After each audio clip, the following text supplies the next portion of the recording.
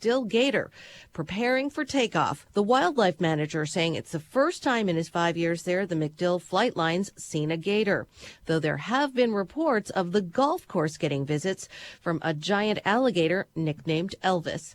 And a 71-year-old Massachusetts man has embarked on a 3,600-mile coast-to-coast walk to bring attention to the plight of military veterans. William Shuttleworth departed his hometown of Newburyport on Wednesday for what he estimates will be a 7.5-month trek to Vandenberg Air Force Base in Lompoc, California.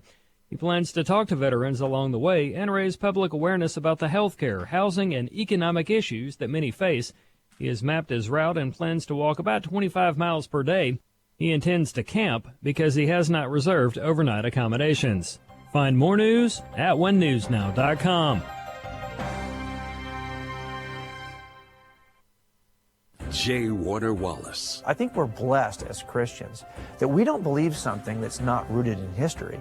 We believe something that had to actually occur. As Paul said, if the resurrection didn't actually occur in history, we're to be pitied. And that's the beautiful thing about Christianity, is it's something you can actually investigate. I'm grateful for that, because as an investigator, that's exactly how I came to faith. The Marriage, Family, and Life Conference is coming June 20th through 22nd. Learn more and register at urbanfamilytalk.com.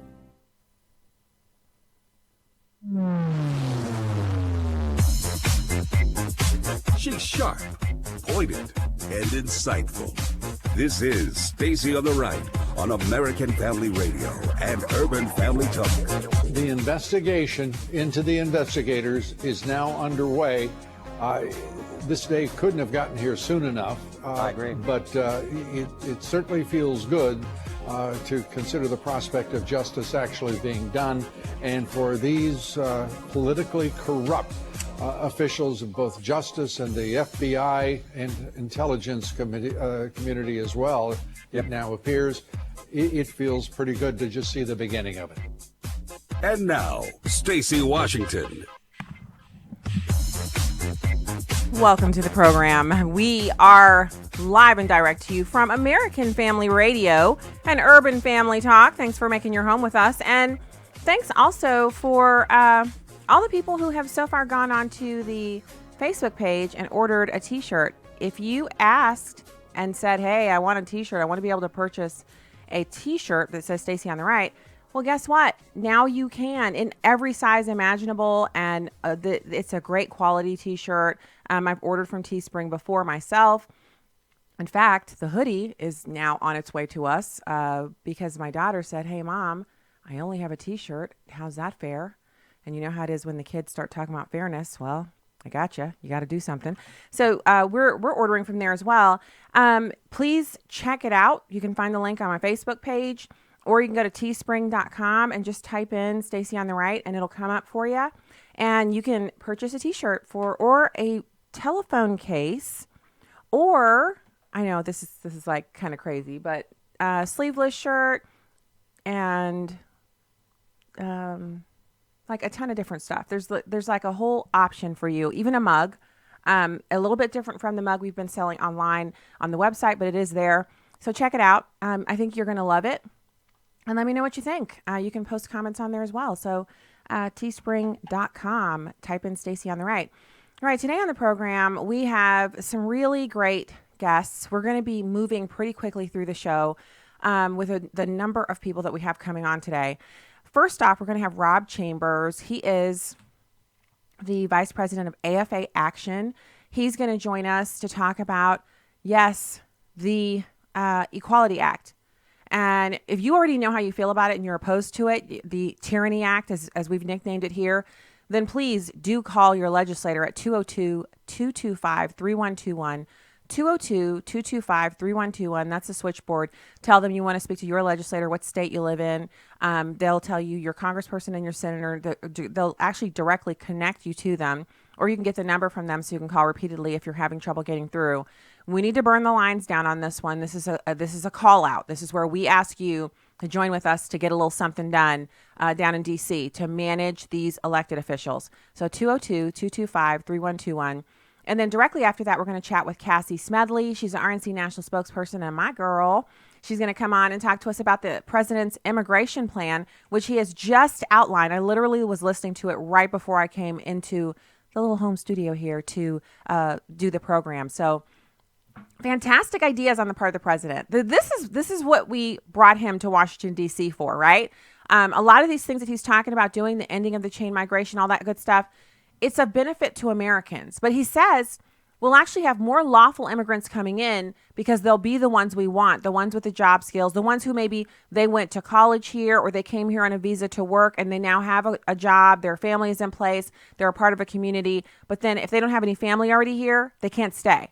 So ending this chain migration and families dive bombing in here and bringing in the people we want, like so many other countries do. They bring in the people they want to fill the skills they need. They don't bring in people just based solely upon if you have family members here. And that's not harsh. That's just the way it's supposed to be. So we'll be diving into, we also have Kelsey Grammer, surprising Christian Amanpour with his conservative viewpoints. This, you just will giggle so hard at this audio. It was so funny. And then, of course, we'll talk about the secret memorandums and Representative Jim Jordan. He said he wants those released to the public. So we're going to be talking about those as well. So right now, and of course, title of the show, Missouri passes the heartbeat bill. So-called reproductive rights are trending on Twitter. We're going to talk about that as well. Right now, let's get into a little bit of this U.S. attorney audio. He says we need more physical barriers at the southern border. It's number 3. We have so many families flooding across the border, all over the southern border, that it's pulling Border Patrol resources out of the field to take care of these families. And, that's a humanitarian imperative. We have to take care of the families. We have to take care of these little babies. But what that means is that there's fewer people in the field to actually interdict drug traffickers, gang members, all sorts of violent criminals that can now come into the country more easily. It's a huge, huge problem, and people aren't paying enough attention to it. It would be hugely helpful to have a more expeditious process for processing these asylum claims. Right now, only 13% of the people that show up at the border and claim asylum actually win that claim at the end of the day. But because we have an 800,000 or 900,000 case backlog, just making the claim almost guarantees you the opportunity to live and work in the United States outside of detention for years. That is what we call the pull factor. That is what is driving people to come to the border, cross it illegally, and make an asylum claim, because they know even if the claim has no merit, they can be here for years. And that's the problem at the core of our immigration system right now. And Lou, just to be very clear, who that hurts the most? It's legitimate asylum seekers, because now they have to wait for years until they can get certainty that they can stay here. So that's some really logical, all of the things that are being said right now about immigration on the part of the Trump administration and so-called immigration hawks make a lot of sense. It just makes sense to have borders. It just makes sense to make sure that our people who work for Immigrations and Customs Enforcement and Customs and Border Patrol and the Department of Homeland Security, that they're there to do a job, not to babysit or change diapers or, corral families into huge holding pens. The humanitarian crisis at the southern border makes our country look as if it's like a third world place. It makes, and we are not a third world country. We're obviously, we have San Francisco and a number of other really huge cities that have huge homeless populations and homeless problems, and that is a shame. But that's due to Democratic leadership. It's not due to the fact that we're a third world country. But the situation at the southern border looks like something out of a third world country. And people are using it to their advantage to get into this country, to take advantage of not just our resources, but the kindness and generosity of Americans, because a lot of church organizations are helping out of the kindness of their hearts and what they feel is a biblical mandate, when really it's an invasion. And an invasion can be women and children. Yes, it can. If they're entering illegally for the purpose of economic migration, to join family members, etc., against our current outstanding immigration laws, then that's what it is. Now, ICE agents are using drunken driving records to actually bust illegal immigrants, and they netted a haul of 141 as recently. So ICE agents are using fingerprints from drunken driving arrests, and in doing so, they swept up 141 illegal immigrants in New England in the past few weeks, including a Kenyan national living in Lowell, with pending rape, robbery, and strangulation charges. So obviously he came from Kenya to here, and we haven't been able to keep an eye on him. And look at what he's been up to. He hasn't been working. He hasn't been doing his best. This is what the president was talking about when he said these countries aren't sending their best. Others netted in Operation Secure Streets, which is what the sting has been called, included a Honduran living in South Boston accused of selling cocaine, a Ukrainian caught in Cambridge with 2 previous drunk driving convictions, all 104, or 141 of them, 104 of which were nabbed in Massachusetts alone. They're all being deported. A total of 1,191 illegal aliens were caught nationwide in the OUI sweep, meaning Massachusetts counts for 1 in 12 of the arrests. Wow. So Massachusetts has a real problem, don't they? These people were being overlooked, and this is according to Todd Michael Lyons, the Deputy Field Director for U.S. Immigrations and Customs Enforcement in Boston. He says that driving under the influence is a dangerous threat regardless of what country the offender is from. It's even more disturbing crime when it's committed by someone who has no legal right to be in the country. So in other words, in case you hadn't noticed, we have enough Americans drunk driving without having illegal aliens here doing it too. And when you talk to parents and family members of those who've been killed in drunk driving accidents, it's so heartbreaking. In fact, sometimes you can't talk to the parents or the children because whole families are destroyed by drunk drivers. I'll never forget a few years back, there was a drunk driving case here in St. Louis, and it was a mom and all 4 of the kids. And they're driving along, and a drunk driver, he hit them so hard, he knocked them off of kind of, that when the road splits off and you want to take the off ramp to go to another part of the highway, they actually went off of that, over the median and off of that, and all 5 of them were killed. So guess who was left? The husband. He was at work. He lost his wife and all 4 of their children to a drunk driving, quote unquote, accident. Which, by the way, is it an accident if you drive drunk and you it's not like you accidentally fell into the car or you accidentally got drunk. You got drunk. You got behind the wheel of a car intentionally, and you drove. And then you have an accident because you're not intentionally hitting anybody, but the circumstances surrounding the accident that you have are hardly accidental. I'll get off on a tangent here. I'm not saying that accident was due to an illegal alien. They never really reported much on, the legal status of the person, so I assume they were an American citizen. But the point is we have enough of that going on without bringing people here who don't belong here.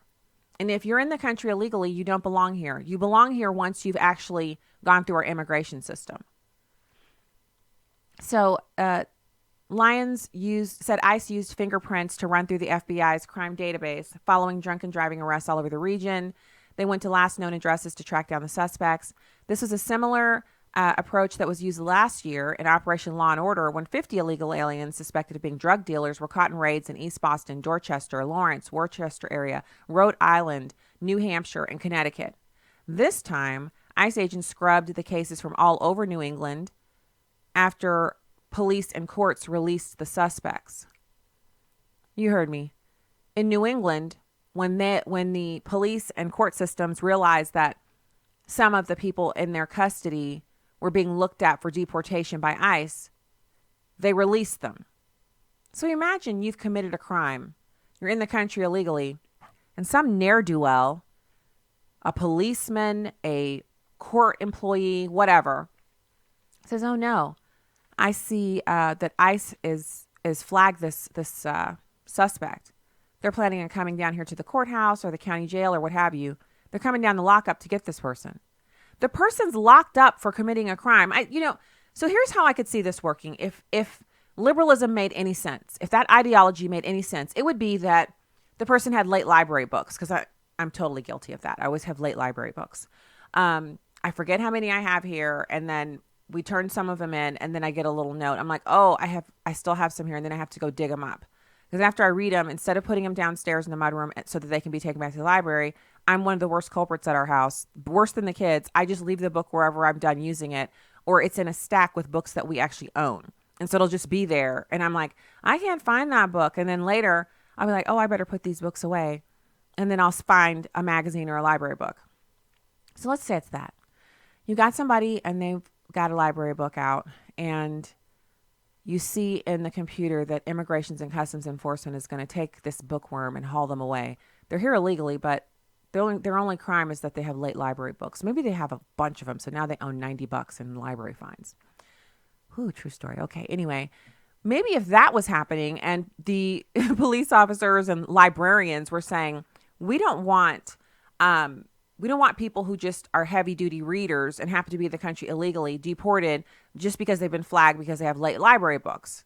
Or, parking tickets. Like, can you imagine if someone had, maybe $100 in parking tickets and ICE was like, we're going to deport them. We're going to prioritize the deportation of this person over, someone who is a rapist and a murderer. Wouldn't there be a hue and an outcry because the resources would be basically being allocated incorrectly, right? That is what liberals really feel. You're in jail because you've been accused of rape or kidnapping or assault or drug dealing. And they feel that's the same as, me over here with my, $90 in fines for overdue books and magazines from the library. Only that's not what it is. There are people out there recovering from being raped, people out there dead in the morgue, decapitated. And the people who did it get released because some do-gooder liberal doesn't want them to get deported. When we get back, we'll have Rob Chambers. I'm Stacy Washington. The Ministry of Preborn meets abortion-minded women right where they are. When a young mom sees her baby on ultrasound, she's 80% more likely to keep her baby. And I got to hear and see my baby for the first time. Hearing the heartbeat made me cry, and it was certain that I was going to keep my baby forever. This mom chose life for her baby. She's been such a joy. Her name even means rebirth and sort of being raised up from the ashes. I now see my daughter, and I cannot imagine my life without my happy, lovely, joyful, smart baby, and I'm so grateful. Preborn runs and leads Christian pregnancy centers all over the country. To find out more, go to preborn.com. That's preborn.com. Or dial pound 250 and say the keyword baby. That's pound 250 and say baby. Your love can save a life. Hi, I'm Crawford Loritz with a legacy moment. The other day I heard of a young couple whose infant son had a serious condition involving his intestines and other problems.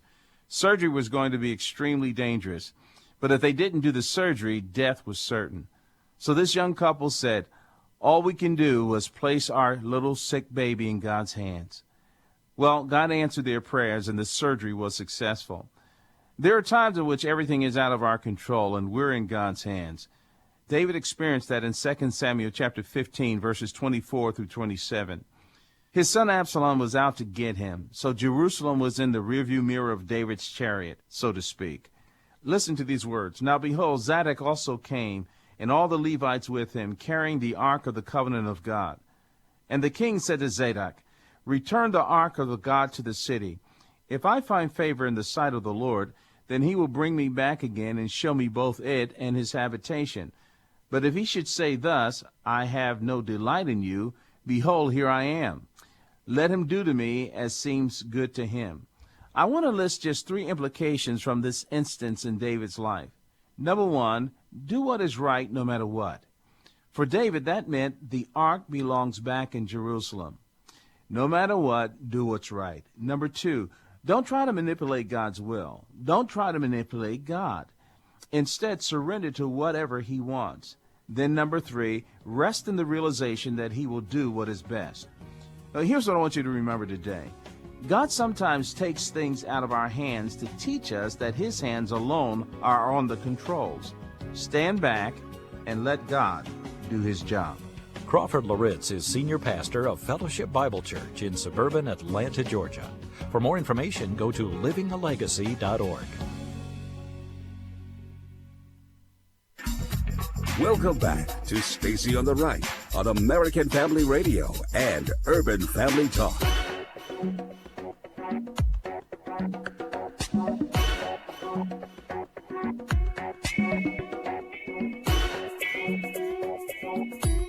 Hey, welcome back to the program. Thanks so much for being here. definitely check out the content at onenewsnow.com. We have wonderful stories, news, and information over there for you. Check it out, onenewsnow.com. All right, I want to get into the encouragement. This is important for us. And today's encouragement is Proverbs 3:6. I'm going to start in verse 5, though. Trust in the Lord with all your heart and lean not on your own understanding. In all your ways acknowledge him, and he will make your path straight. Do not be wise in your own eyes. Fear the Lord and turn away from evil. Now, fearing the Lord, because I saw somebody tweet it out the other day. Oh, I'd much rather be loved than feared, and I know God feels the same way. And I'm like, oh, so sad. So this isn't about us as humans trying to figure out how God feels or trying to make him fit into our own feeling box or what we think is appropriate. Of course, we'd rather be loved than feared. Fearing adults, when whatever the relationship you're in with them, fearing them is an indication that there's something possibly wrong going on. But the word fear in this instance is not fear as in, mortally afraid of. It's a form of respect that indicates that you understand the dynamic of the relationship. And as God is our Father in heaven, fear of the Lord is the key to wisdom. It's the opening. First you fear the Lord, and then you can walk in wisdom and learn more and grow. That's the key right there. So when we fear him, we love him. We fear him, we obey him. We want to please him. We want to seek to do things that would glorify him. And we want to put down our flesh and be able to grow in that, in the true knowledge of Jesus Christ as our Savior and our Father in heaven, and the roles of the triune God. That's what we're looking for. That's what we're thirsting for. So be anxious for nothing, but in everything by prayer and petition with thanksgiving, present your requests to God. We're not to be afraid, as in afraid of our circumstances. And yes, the fear is going to creep in. But it doesn't mean that we're afraid as in, I don't know what's going to happen here. No, we don't. We don't ever know what's going to happen. That is the nature of our relationship with our Heavenly Father, that he knows what's going to happen. He's ordering our steps. He's solving our problems before we even know we have them. He's in control. And so there's so much comfort in that. So much comfort. So I'll leave you with this. If any of you lacks wisdom, ask God, who gives generously to all without finding fault, and it will be given to him. And wisdom casts out doubt, etc., etc., etc. All right. So that's awesome. That's the encouragement for today. It's my pleasure to welcome our next guest to the program. We have Rob Chambers. He's the Vice President of AFA Action. Thank you, Rob, for joining us. Hey, thanks, Stacy. So let's talk about this. So here on the program, we have been covering the Equality Act. I've had a number of guests on. And so when I got the alert this morning from Jim Stanley, the GM of American Family Radio, I thought, okay, this is perfect. Hopefully Rob will be able to join us. And so thank you for your time today. This is a hugely impactful bill that has a very nice sounding name. It sounds like if I was to come to you and say, hey, Rob, I have some Rice Krispie treats, without telling you that they're laced with fentanyl, you'd be like, ooh, Rice Krispie treats. Thanks, Stace. And if they were laced with fentanyl, you'd be dead after that. That's what this would do to our religious liberty.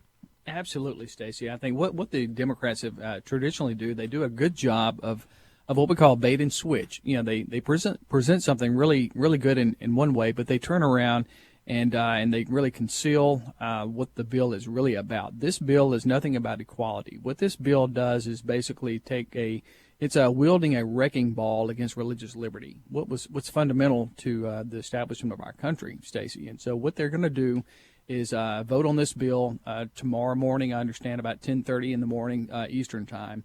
And we're expected to see Democrats vote for this and pass this. But one thing we're concerned about is how many people, how many Republican congressmen, representatives are going to vote for this. So why would any Republican vote for something that cancels out RFRA? I mean, in the info sheet that I've read a few articles as well. There's one at the Daily Signal. I mean, if you look across the conservative, internet space, there's a lot of people who are saying, hey, stop what you're doing. Other things are important, but this is a real problem for us. Why would any Republican vote for something like this? Well, Stacy and listeners, what's happening is the U.S. Chamber of Commerce is really pushing this bill. They are endorsing it, or supporting it rather. And so when you have a lot of money pushing something, then the people who benefit from campaign contributions tend to turn around and do the bidding of who they're getting the money from. So So we see companies like Target. Target supports this. Target has the failed, flawed, destructive bathroom policy, allowing men who think they're women in the women's restroom and dressing rooms. But back to your question, why would they be doing this? It boils down to Republicans would be tempted to do the bidding of those who they get their campaign contributions from. But this is one of those ones where I'm not overstating it, Rob, or correct me if I'm wrong.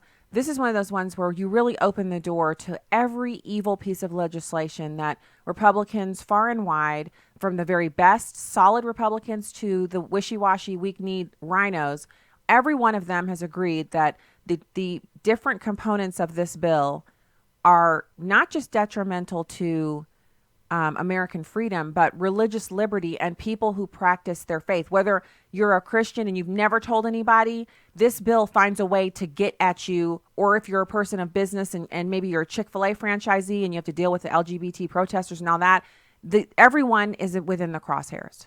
Oh, they really are. Yeah, everyone. No one would be immune to it. I mean, any place of public accommodation, say for a restroom, for example, wherever you go, a theme park, a sporting event, an amusement park, any place where you go where there's a public restroom, then these restrooms, according to the Equality Act, those public restrooms would now, if they are women's restrooms, they would be open to men to enter those restrooms.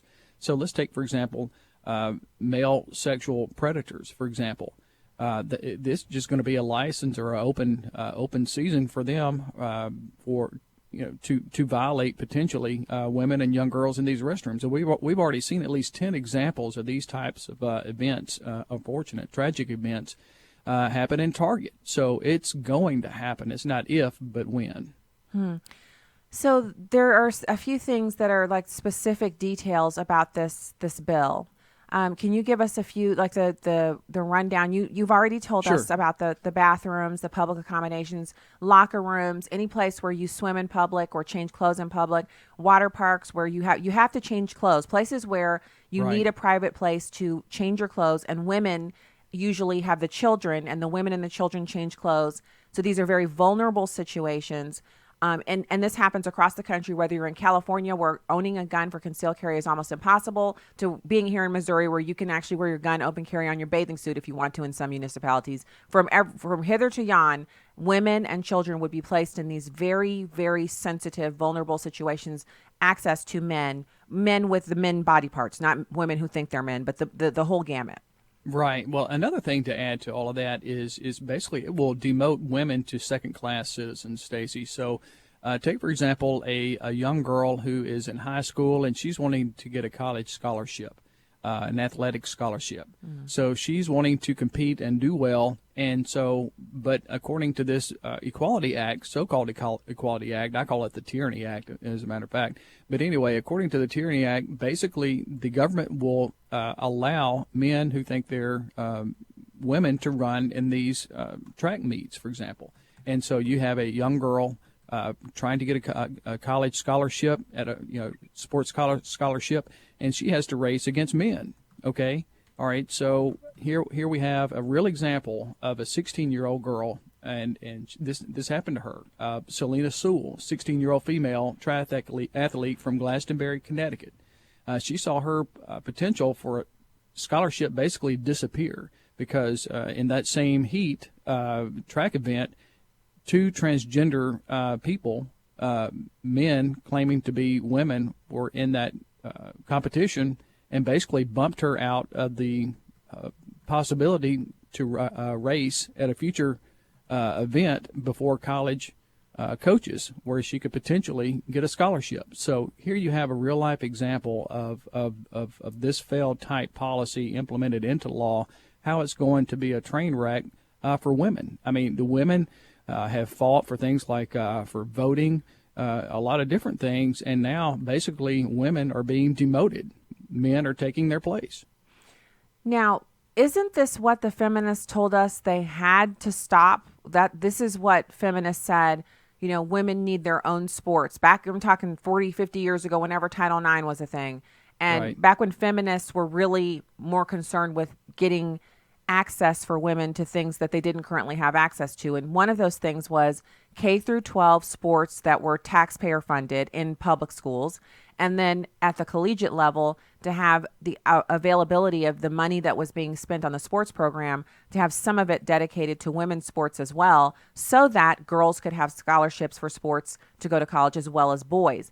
So that has all been accomplished. And Rob, God bless the students who actually are able to achieve at that level and they get those scholarships. But what you're saying is because men are always going to beat women in contests that are physical. The only way that women will be able to get scholarships is through academics or artistic pursuits or ROTC, military, that type of stuff. They will not be able to get scholarships through athletics because men will always be faster, stronger, better, wrestle harder, whatever, than women will. As a rule, yes. As a rule, I believe that will certainly be the case. And for the life of me, why Democrats and even some Republicans would want to vote for this, it is just beyond reason why they would want to create such a train wreck for our society, for our young children even. So do we know which Republicans are more likely in the House to vote for this? I do not know. I've been told that there are a handful of Republicans that are going to vote for this. There are 3 Republican co-sponsors onto this piece of legislation. I don't have those names before me. You may have those on the before you, but I think there's one in Pennsylvania. Okay. And but there's 3 Republicans, and I'm told that there could be a fairly significant number of Republicans voting with Democrats on this. Okay, so what I'll do is on the next break, I'll look that up and try to get just to share the names of those 3 Republican co-sponsors. And so is it that these 3 Republicans have been duped, or I'm just trying to figure out why which the Republican Party platform actually has religious freedom in it. I always recommend to people, Rob, that they read the party platform, and you can find it online in a PDF. You can print it off and read it, or kind of, view it as one of those, take a couple pages at a time, but it's not that lengthy. It's not like it's a Thomas Sowell book. You can actually sit down and read it in one sitting. And then you get the Democratic one and read that one. And then if you've read those, you know that one party is actually devoted to, so much so that they put in their platform, religious freedom, and that's the Republicans. So how can a Republican co-sponsor a bill that would effectively nullify the Religious Freedom Act, which we fought hard for? Well, what people have to understand is in the House there is what has been traditionally called an informal group called the Tuesday Group. It's been it's basically established by self-proclaimed moderate and liberal Republicans. They don't. They would probably be somewhat fiscal conservatives, but they're more socially liberal or moderate.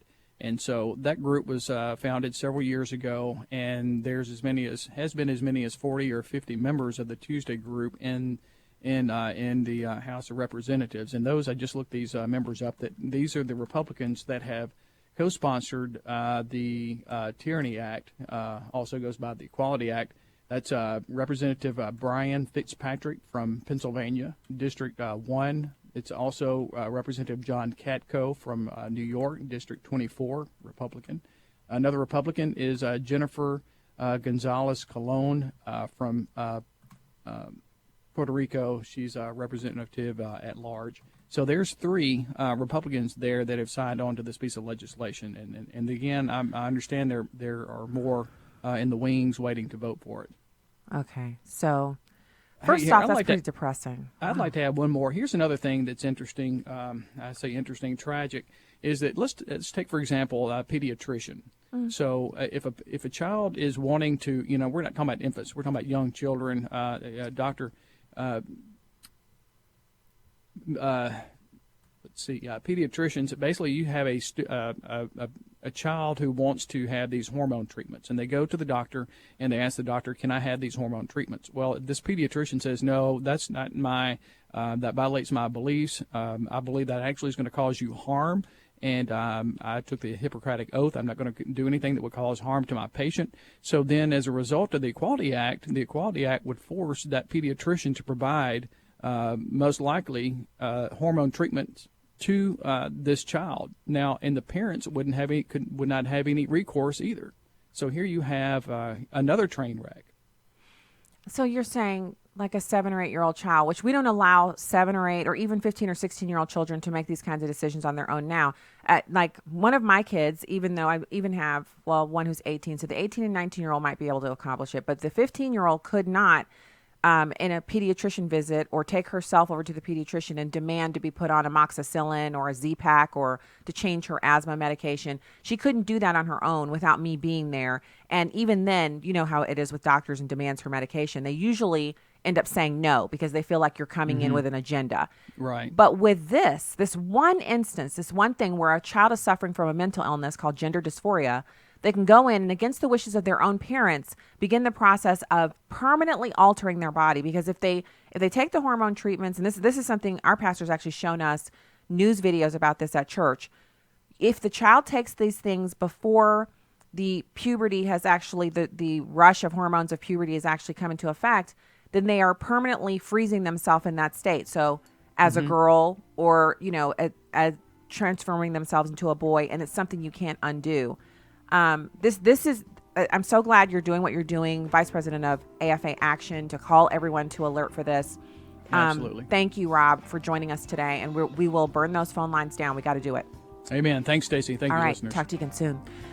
Listeners, we have that number for you. Let me give it to you again. It's 202-225-3121, 202-225-3121. I will also post it online so you can find it there. Call them, tell them where you live, and they'll give you a direct transfer over to your person so you can let them know you're against this. All right, we'll be back with Cassie Smedile after this.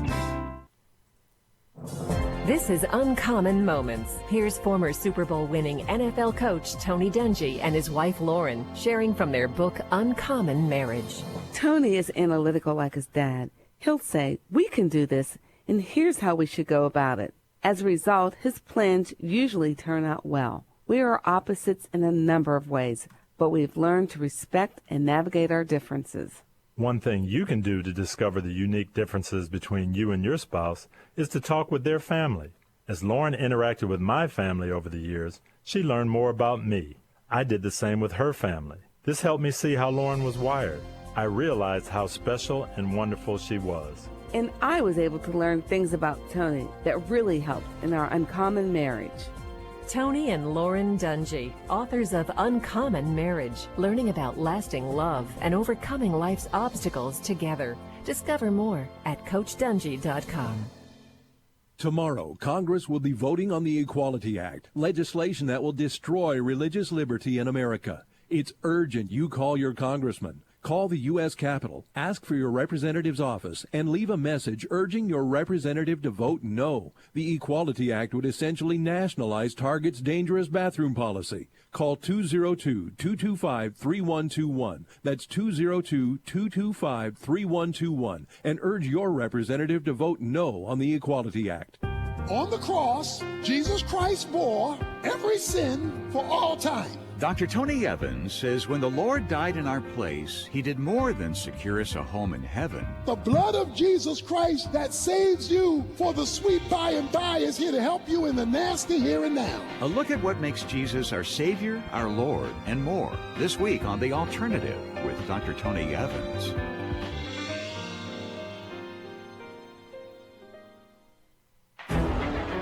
This is Fox on Justice. The Constitution gives Congress the power to declare war. But what about cyber war? That's something Hamilton, Madison, and the other framers could not have contemplated. But it is something our newest Supreme Court justice is contemplating. Justice Brett Kavanaugh says we owe our allegiance to the Constitution, but new technologies will force the courts and society to re-examine how America would go to war if the war is fought with computers, not traditional armies. Speaking at a judicial forum in Milwaukee, Justice Kavanaugh said free speech and privacy rights will also have to be looked at differently because of tech advances. Kavanaugh appeared with retired Justice Anthony Kennedy, who he replaced on the court. The justice, who went through a bruising confirmation process, was asked about the decline of civility. Kavanaugh said, "We're still too overconfident that democracy can survive without conscious effort." But that's not true. With Fox on Justice, Hank Weinblum, Fox News.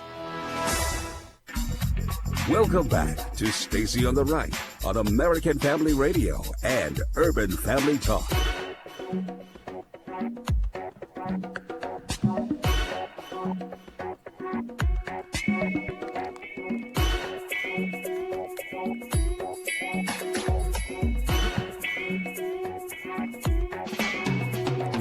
Welcome back to the program. I'm Stacy Washington, and it's my pleasure to welcome good friend of mine and good friend of the show, Cassie Smedile. She is the RNC national spokesperson, and she's joining us today because the president made a huge announcement, and I was so glad to hear it. Cassie, thanks for coming on. Hello, hello. Always great to be with you, and I agree. Great afternoon there in the Rose Garden. Okay, so I'm always excited to hear him talk about what is to me a super important issue, and that is how we get lawful immigrants into the country, people who are bringing skills and different attributes that we need in our country that we appreciate, a part of what makes America a great place to be, which is, you know, people who come here who want to be Americans, who bring a skill set with them for working in an industry or something like that, or the entrepreneurial bent, whatever. I know it sounds bad, but the truth is I'm not a fan of people coming from third world countries who are coming here to take advantage of our welfare systems. And right now, our immigration system is skewed towards those people to the detriment of those hardworking, well-educated individuals or people who are coming here because, you know they can make it here and do things they can't do in their home country.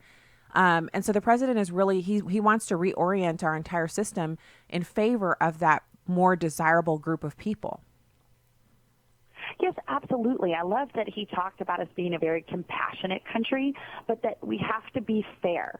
And that's fair to the people who are already here, fair who are trying to come to our country through legal means. And it has to be a fair relationship, a two-way street. Yes, there's great opportunity in America. It's the greatest country the world's ever known. We know that, and we are so fortunate and privileged to be Americans. But the only way that it remains that is if you ensure that the people in it are all contributing to this great, beautiful idea that makes up our country.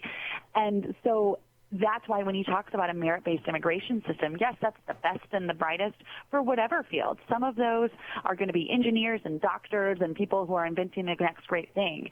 And other of those are going to be even lower skill workers because we don't have enough Americans to fulfill those jobs, whatever the need is of our country. But again, got to be a two-way street. And I think that is fair. And Stacy, I think you and I have talked about this before. My favorite, when people say merit-based immigration system, that's mean or that's not fair to people who want to come to our country. Well, do you know who has merit-based immigration systems?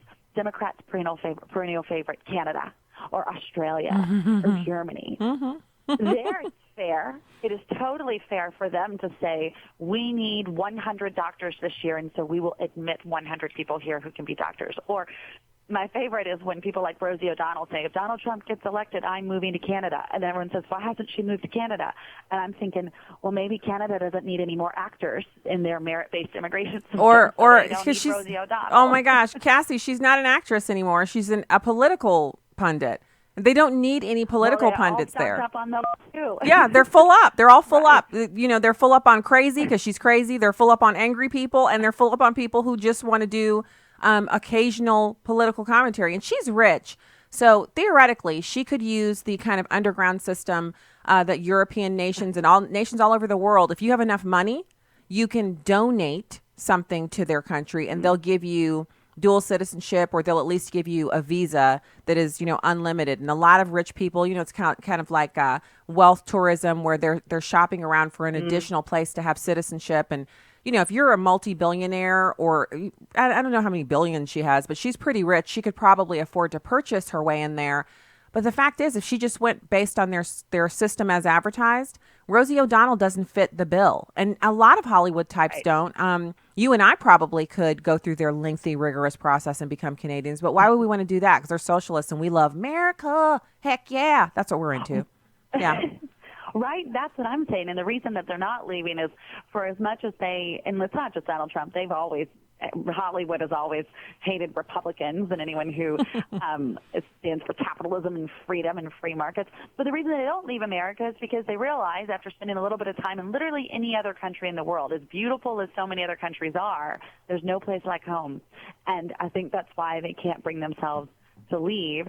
And that's worth fighting for and defending and making sure that we have laws that work for Americans and work for people who want to come here and contribute to our country legally and hopefully become Americans themselves. That's fair. I don't understand why that is such a crazy thing for the president to talk about.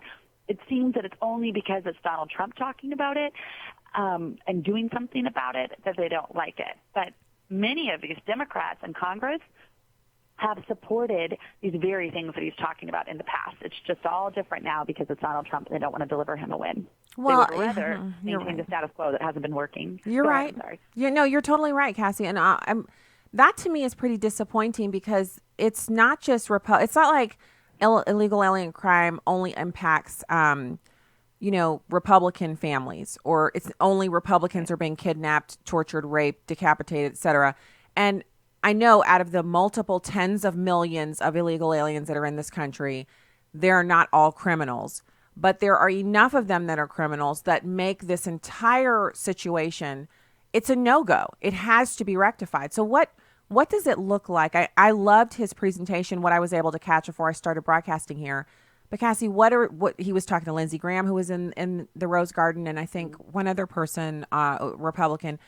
What are our chances of him? Scalise. Yeah, Steve Scalise, Right. who's fantastic on immigration.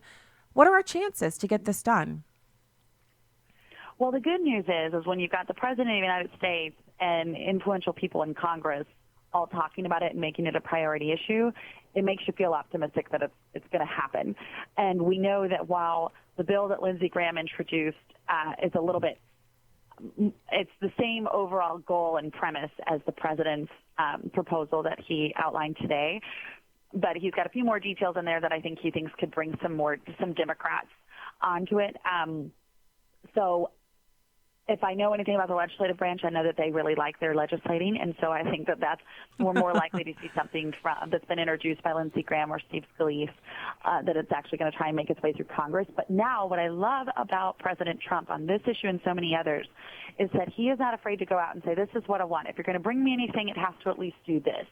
So Congress isn't going to go through all their work to get something done just to have the president say, no, that's not what I want. They know. They know what the president will sign, and that's what today was really about, is to say, I've outlined all the things that are priorities to me. It's not to say that I'm not open to something else that might be in your bill, but it has to at least include this. This has to be the overall goal. And on that, what it appears we saw today is that they are on the same page, which is good news for finally getting something done. And any Democrat, you and I have talked about this before, there are 30 Democrats who are in districts that Donald Trump won in 2016. And those folks have to run for re-election in 2020. And they didn't run for election win because they said they were going to stand against Donald Trump and stand against any progress. They ran for election because they said, I'll be a moderate. I'll be someone, a pragmatic person who can work with the president. And that's what the American people want to see. So I would hope that we can pick off some of those folks because at a minimum, they would like to keep their jobs, I think. And from a non-political purpose, this is really good for our country. So if they're really there to do what's best for our country, they should be the first ones to sit at the table and work with their colleagues and ultimately President Trump to get this done finally. You make a good point there. I forgot about the swing. It's because they were the ones who the suburban women were credited with sending a bunch of them to Congress, but they were saying, we want someone who's moderate. We want someone who's not so bombastic. And some of these suburban women, with the help of online social media and Facebook, were kind of convinced that the president wasn't on the right track. I tend to think, Cassie, and I am a bit more of an optimist. I tend to think that people who voted kind of in a little bit of a protest vote in the midterm are now seeing what a mistake that was. Not only has the president been exonerated with the Mueller report, but there's been this huge groundswell of support for him because of his economic, it's just been a powerhouse. It's been so good for America. And so overall, his ratings, his poll numbers are up. His perception among Americans has actually bounced back because he was exonerated. And so it is a prime time for him to bring this back up and see if we can get those. They're basically swing state people. They're from Trump districts, and they really need to preserve their ability to be reelected. And doing something about immigration would give them something to run on. That's absolutely right, because right now, every time President Trump takes to Twitter or takes to the rally stage and eventually the debate stage and out in folks' backyards, he's saying, look at all the ways I've fought for you. Look at all of what we've accomplished because you gave me a chance in 2016, and I want to keep doing that for you. And then conversely, virtually every single Democrat, from, yes, the 2020 presidential contenders to those in Congress who are going to be on the ballot in 2020, they're all having to answer for Alexandria Ocasio-Cortez and Bernie Sanders and Rashida Tlaib and all of these people who have totally overtaken the Democrats' narrative with these super extreme, big government, liberal, and in some cases, with anti-Semitism rhetoric, kind of jarringly terrifying rhetoric on the left. Their conversation is not about how have we fought for the American people and what have we accomplished for the American people. That's Donald Trump's line. The Democrats, it's just all about fighting and investigating, and it's very negative, and none of it helps everyday Americans' lives. And so that's something that, going back to those people in these swing districts, they've got a big mountain to overcome there, because every single time they show up to go somewhere, they're having to answer questions about the latest thing Rashida Tlaib said, or Ilhan Omar, or Bernie Sanders. And that's, if I'm on a ballot, that doesn't give me much confidence at night, because that doesn't get you voters. That doesn't get you support like President Trump has.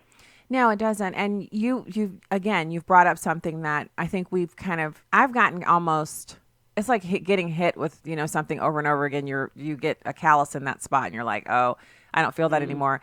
With these three, Tlaib, AOC, and Omar, I'm calloused over with them. Like, I know they're going to say anti-Semitic, anti-American things all the time. One of them's going to rant and rave about socialism and hang out with Bernie Sanders. And so I just got them on auto-ignore.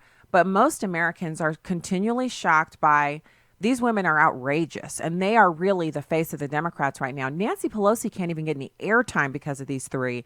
She doesn't even remember how powerful she was in her red jacket with her shades on, leaving the portico of the White House. That was like a moment that lived on forever on Twitter. And then after that, she was making comments and everything. It was like she was rising to rock star status as the only woman to ever have been elected Speaker of the House twice. And then Tlaib and Omar and AOC show up, and we haven't heard Jackola about the jacket or the glasses or her rock star status. It's like she can't get a bit of air in edgewise. That's right. Anytime she's talking, it's in response to those three, and she's giving them cover. And again, those three in particular represent districts, and I think specifically AOC, but I think that this applies to the other two as well, that don't look like a lot of other places in our country. They've got really safe districts where they can go off and say crazy liberal things and get away with it and probably get reelected. That's not the same for a lot of their colleagues, so it's hurting their cause. But I would also say it's frightening to me. Most folks don't sit here and watch 4 TV screens at one time with every news channel on. We're having other, doing other things in our life. And so when people do see politicians, they see Donald Trump, and then they see these three on the cover of Vogue or Vanity Fair or Time or what have you. So they get a pretty glossy picture painted for them by the MSM in Hollywood. And that's troubling, because when you really do take the time to listen to them or read what they've put out there, you think, well, gosh, that's, going back to how our conversation started, that's not the America I know and love. And those policy ideas don't help us keep this America that we know and love. And the problem is there aren't enough opportunities for people to see and hear that stark truth about their policy proposals. There's too much of the glossiness instead, and that's something that I have real issue with. Well, you and just tens of millions of other Americans, when you mention, Time and Vogue and those magazines, these are magazines that I remember being 13 and coming back to the States from Germany, and my aunt would have the Vogue magazine. She loved those. And so it was huge. Back then, it was so big, you really needed to sit at a table or on the floor to read it. And I would flip through it, and I'd spend hours reading it, not just looking at the pictures and the ads, but reading the articles about fashion. Vogue now, Glamour now, they're nothing but, they're almost like pornographic rags. Everything inside of them is foul and filthy and vulgar, and it's full of profanity. And it's not something that a 13-year-old girl can sit and think, one day, I want to wear a dress like that, or, one day I want to travel to the place where this photo shoot is. That has been lost. And so many Americans, you see someone on the cover of one of those magazines, and it just cements in your mind that person's no good because the magazine they're on the front of is no good. I'm so glad that you could come on and recap this for us. And I'm just hopeful that the president can get that. It's not just him, it's the people in Congress that need to get this work done. He's done everything he can on this issue. He needs legislation, and we've got to get whatever they call it, whipping votes, smacking votes, pushing people around, whatever they have to do to get something on the president's desk so we can fix this problem. Cassie Smedile, RNC National Spokesperson. Amen. Happy weekend, girlfriend. Hey, thanks to you too. Always good to talk to you. All right, talk to you again soon. I hear the music. So let me see. What can I say? God bless from the heartland. Thanks for making your home at American Family Radio. And also, I'm Stacy Washington, and this is Stacy on the Right.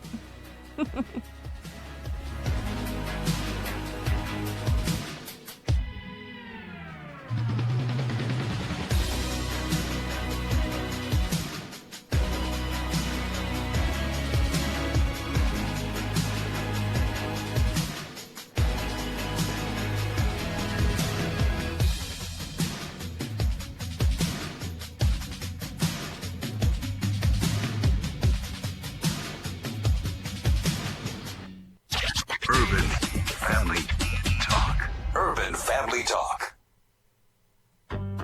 Talk is that alternative radio network because we choose to infuse Jesus in everything we do. We count it a blessing to be able to speak with integrity and to speak honestly on the issues. Thank you for joining us, partnering with us, being a part of Urban Family Talk. Urban Family Talk. Urban Family Talk. Urban Family Talk, so that we can stand for the gospel.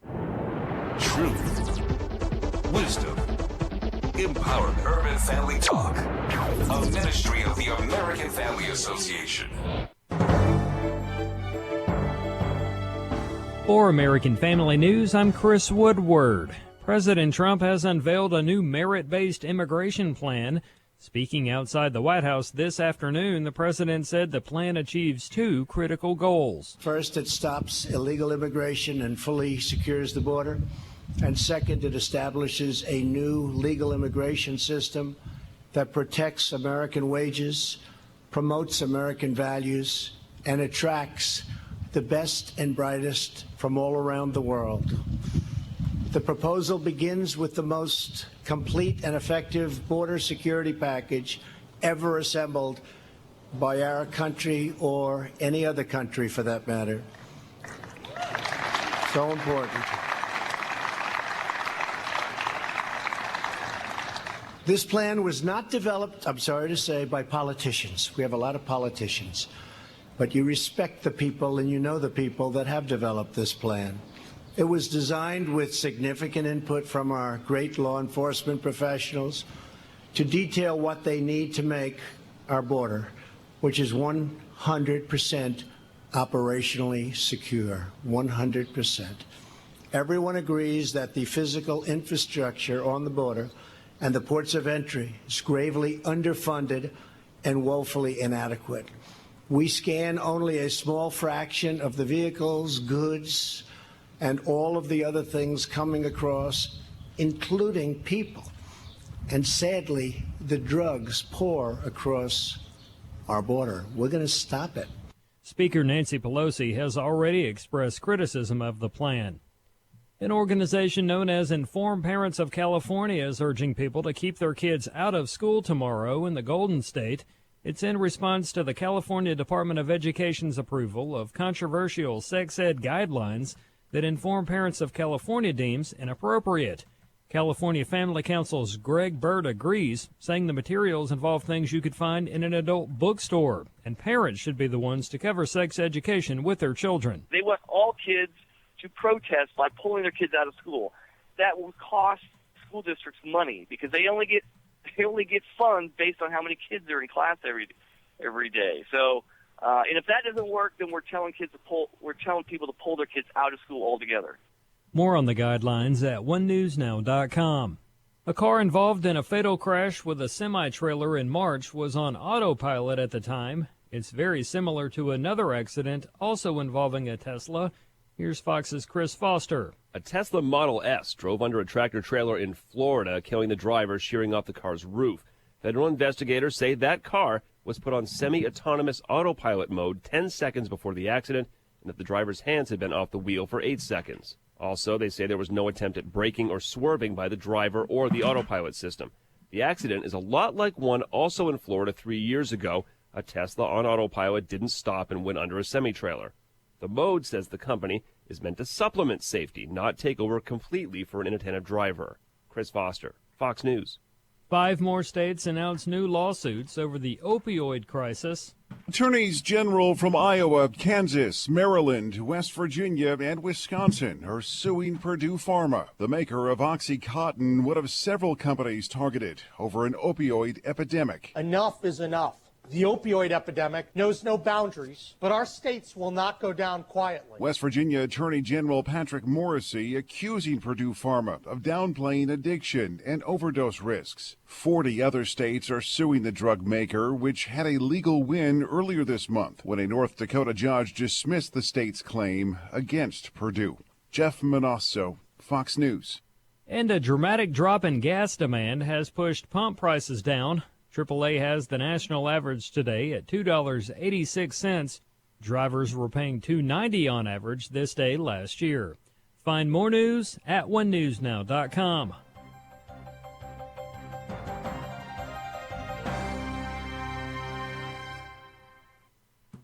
Doc, I've been feeling a little out of sorts lately. Can you help? Well, let's try a few questions. What do you think of when I say the word Roku? Oh, my wife and I used to love that dance when we were younger. Yes, I'd say you're a little out of touch. What do you recommend?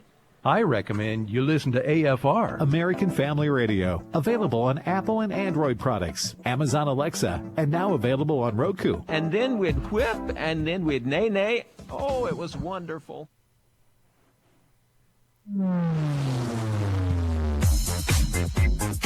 She's sharp, pointed, and insightful. This is Stacy on the Right on American Family Radio and Urban Family Talk. The investigation into the investigators is now underway. This day couldn't have gotten here soon enough. I agree. But it certainly feels good to consider the prospect of justice actually being done, and for these politically corrupt officials of both justice and the FBI and intelligence community as well, it now appears, it feels pretty good to just see the beginning of it. And now, Stacy Washington. Hey there. Welcome. We just had 2 fantastic interviews last hour. One with Cassie Smedile about the immigration announcement this afternoon from the president. And then Rob Chambers, VP of AFA Action on the Equality Act, which we want you guys to burn those lines to the ground. The number to call is 202-225-3121, 202-225-3121. We need you to do it. Your commitment to calling, it's just one phone call. Call your legislator at the White House switchboard. Let them know that at tomorrow's vote, they're going to be deciding whether or not they go back to Congress in a couple of years. And if they're senators, well, it's obviously this is the Equality Act. It's coming out of the House. The Senate is not involved yet. So really, they're up for re-election at the midterm. You got to let them go. You got to let them know that they will be let go if they vote incorrectly on this. And if you're listening and you're a Democrat, let's just have a little PSA for that real quick. You're listening, you're a Democrat. You are a Christian. You don't agree with everything that goes on in this program, but you're plugged into AFR or AFA. You listen. Well, this is one of those issues that speaks to whether or not you believe the Bible is true. Our government is not in place, not here in America. In China, yes. In North Korea, yes. In other dictatorships, yes. Iran, Iraq, those places, their government is in place with the explicit notion that they will tell the citizenry, the people, what they will and won't believe, who they will and won't worship, how they'll live. Command and control. Not here in this country. In our country, our government exists to preserve and protect the rights, God-given rights, innate rights that we have that are protected and enshrined in the Constitution and the Bill of Rights. So the difference there is that if you're plugged in here and you're listening and you're thinking, well, but I'm not against the Democrats, but you should be against this. So let's take it issue by issue. When my husband and I were city dwellers, and we lived in the city of St. Louis, we took things issue by issue, and we voted for people based on our core belief system because all of them were Democrats. So we had to kind of pick the best out of the worst bunch. The worst bunch, we picked the best out of them. Now, of course, long term, that was unsustainable, was untenable, and we ended up moving out of the city. But while we were there, we didn't stop voting and we didn't ignore politics just because the people who were in charge were Democrats. And in this instance, Christians who are Democrats, if you're a Christian and you call yourself a Democrat, or if you're a Democrat and you call yourself a Christian, which is what I find most often, whole nother tangent, then this is your responsibility to tell your party leadership, electeds, people who are elected, for you to tell them this doesn't work for me. For you to tell them, look, I need you to respect that I'm your constituent too. Just call them. Don't let this be a partisan issue for you. Let it be about what it's really about, which is religious freedom and the protection of women and girls in America. I never thought I would grow up and be an adult and live to see the day that the things that, because I remember there being women who would come and talk, and parents in the workplace, bring your parent to school day, workplace showcase. We used to have a thing called workplace showcase where people who work certain jobs come in and they talk about their work and what they did for a living. And whenever the women would get their turn to talk, they'd say, well, I work in this environment and it's a male-dominated field, and the right that I have to work in this environment and to make my mark is because of feminism, or women before me who went and kind of broke through the glass ceiling or opened doors for me to work in this environment. I've heard that so many times, I can almost give a whole speech on it myself. And I don't, I feel like talk radio, there are a lot of women in it. So it's not really trailblazing to be a talk radio host and be a woman. But I've heard that speech so many times. And now the Democrats, the so-called party of women, the ones who mocked a man out of a presidential race for him saying we had binders full of women candidates. They mocked Mitt Romney. They've mocked Donald Trump on his record with women. And this is their legislation. Call them. 202-225-3121. 202-225-3121. Call them. Oh, and then after you've called them, call me. You can call into the show. 866-963-2037. 866-963-2037. Join us here on the air so that we can chat with you. So here we are. I never thought I also would have audio like this. So I don't know. Have I ever shared that we used to. It's not on anymore. We used to like to watch Frasier. It is this weird show about these two very, very, they're wealthy and they're almost effeminate. They're psychologists. You remember this show. It's old. If you're younger and you're listening, you're like, what? Frasier? Kelsey Grammer plays Frasier, and it's a spinoff from the show Cheers. And it's hilarious because the brother Niles he's got OCD. He's weird. And so between the two of them and the dad, who's a cop, who's retired, he's gruff, and he's the only really normal one on there, and their physical therapist, the dad's physical therapist actually lives in with them, and is from Manchester, Great Britain, and she's a real character in and unto herself.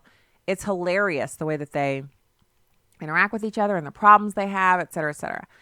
So now, of course, that was years ago. Now Kelsey Grammer is obviously on his 8th or 9th or 20th marriage, and to some 20-year-old and flight attendant, and he's on this program with Christiane Amanpour, and she starts to ask him about political things. Now he's on there to promote another movie, but she's asking him about political things, and the lady next to him, I guess she's a co-host on the show. She looks like she's in her 20s, and he looks like he's old enough to be her grandfather.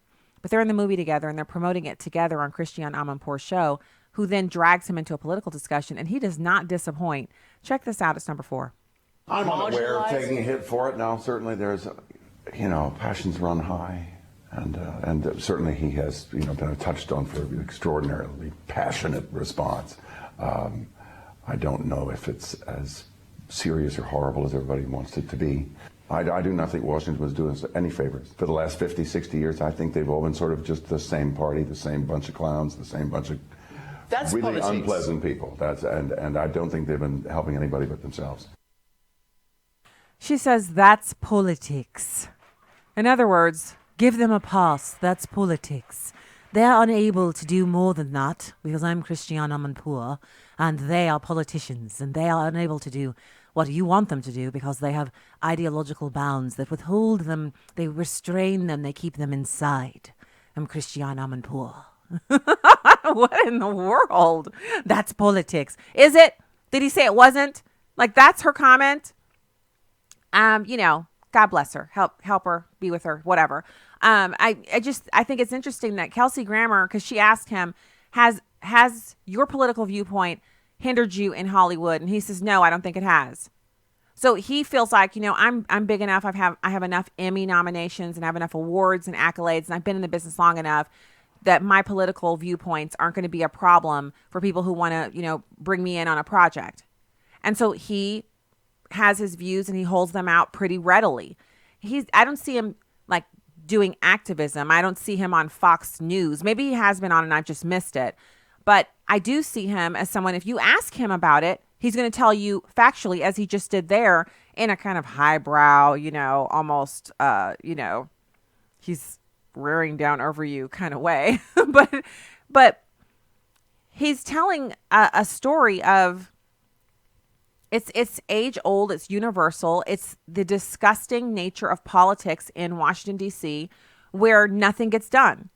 People go there and get rich. Nancy Pelosi, Harry Reid, pretty much everybody else, Maxine Waters. You don't even have to be good at being a congressperson to become a very wealthy individual. And a lot of them, they'll say, well, I'm wealthy from my investments in the private sector, not from being, yeah, but where did the access come from? Where did you meet the people and make the deals? The access is what provides the means for them to become these wealthy individuals. And they are not concerned with passing legislation that helps Americans. The bill that the Democrats should be bringing forward instead of the Equality Act tomorrow is one on reducing the number of deaths by opioid addictions for Americans. That should be their primary running point for the Democrats, because they don't have anything else to run on. They can't run on the economy. They don't know how to fix it. They can't run on foreign policy. They're no good at it. They can't run on domestic policy like social programs, inner cities, infrastructure, rural areas. They're not good at any of that stuff. What they could say is, we're going to make our signature issue. They can't run on healthcare. They already ruined that. Our signature issue is going to be reducing the number of Americans who are ensnared in the opioid crisis. The reason we're choosing that is because, as Amy Klobuchar said, no one's asking about Russia. No one cares one iota about collusion, but they are asking about healthcare, which the Democrats should honorably say, we took a swing at that and it's just not our forte. Have you ever baked something and afterwards you're like, not only did I mess this up, but I barely understood what I was doing. This isn't a dish for me. This isn't a cake that I'm going to master. So you just don't make that cake ever again. You make other cakes, you do other endeavors, you try other new things. But on that one, it was just too complex. You gave it your best. It's not for you. That is the attitude that the Democrats should take towards healthcare. Their matron, patron saint of all house coats at the $12,000 level, Hillary Clinton, she took a stab at it back when she was the first lady. She was drummed out of the congressional offices with that thing. People hated it. And they almost hated her for bringing it up. And now here we are. We don't have to deal with Hillary Clinton anymore, but we have to deal with people like AOC and Bernie Sanders and others who think they know something about healthcare. They should just let it go. Stop trying it. So you got that. And then I have this story.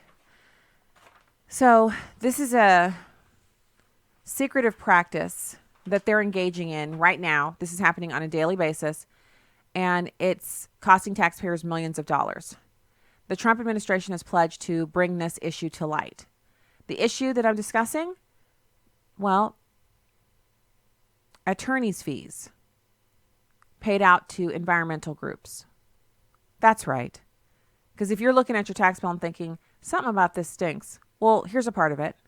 The Interior Department is going to create a website that makes public attorney fees paid out in legal settlements to environments available for you to look at. The environmental activists have raked in tens of millions of dollars suing under laws like the Endangered Species Act, which requires taxpayers to foot the bill for litigation costs. So basically, it's like going to the piggy bank and rapping on the side and having big gold coins roll out. They know what to do. They know how to file. They know how to sue. And when they do it, they're able to get these payouts. A 2016 Daily Caller News Foundation investigation found taxpayers paid out nearly $50 million in attorney's fees to groups suing under 3 major environmental laws during the Obama administration. Now, Principal Deputy Solicitor Daniel Giorgiani issued a memo that states that the Interior Department will develop a web page within 30 days to publicly list the details of legal settlements and cases. This is an attempt to bring sunshine to a non-transparent practice that the public is mostly unaware is actually happening. And I have to raise my hand up over here. I didn't know it was going on. I mean, I knew that environmental groups sued the federal government, but I didn't know that the federal government was losing and being forced to pay their attorney's fees and costs and legal payouts. But for what? So, of course, thanks to President Trump, he's like, this is going on no more. The memo was signed May 10th, but actually brought to the public, made public on Wednesday. It's in response to a 2018 order from Interior Secretary David Bernhardt while he served on former Secretary Ryan Zinke's cabinet as a number 2. Zinke resigned earlier this year, but has since been replaced by Bernhardt as head of the Interior. Federal agencies paid out $49 million for 512 citizen lawsuits filed under that act. Whew, corruption. We'll be back with Craig Bannister. I'm Stacy Washington.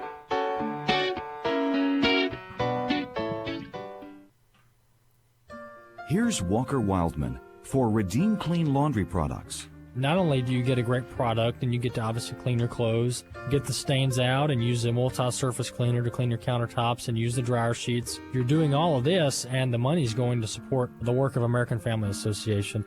Redeem Clean Laundry Products were developed by AFA supporters Len Ingram and Jim Duncan to assist in funding the mission of the American Family Association. Redeem Clean products work as well as or better than other products on the market. They're environmentally safe, biodegradable, and they're made right here in the United States. The great thing about Redeem Clean is not only is the product great, but it goes to support a great cause, and that is the work of American Family Association. For clean laundry and a cleaner society, it's Redeem Clean. Visit redeemclean.afastore.net. This is Viewpoints with Kirby Anderson. Should convicted felons be allowed to vote? Senator Bernie Sanders believes they should not have that privilege taken away from them. Critics rhetorically ask whether anyone seriously believes that the Oklahoma bomber Terry Nichols or Boston Marathon bomber Drozd Tarnoff should actually vote in the next election. They realize the proposal for what it is, an attempt to get more votes for Democrats. But if we set aside the blatant attempt to get more votes, the question of whether felons should ever be allowed to vote, again, is an important question. A good example would be Chuck Colson. After he served time in a federal prison, he was released but not allowed to vote. When he was alive, he would often remind non-voting Christians that it took 30 years to have his voting rights restored. They shouldn't take that privilege for granted. One of his illustrations was a young person in his early 20s who was convicted of 3 drug offenses. If he served his time and got his life together, why should he be denied the right to vote? Kevin Williamson, in a recent column, reminds us that someone who falls behind in court-ordered child support payments could be charged with a felony. Sure, you should pay child support, but most Americans would not even consider a deadbeat dad on the same moral plane as the domestic terrorist I just mentioned. We deny felons the right to vote for the same reason we don't let them practice law. We don't trust them with legal or political power they have already demonstrated they do not respect. Of course, we also don't allow them to buy guns or engage in a variety of activities. And so if candidates pushing voting rights for felons would also be talking about restoring other rights to convicted felons as well, it might be easier to take their slogans more seriously. But we should have a discussion about whether rehabilitated criminals should have voting rights restored. I'm Kirby Anderson, and that's my point of view.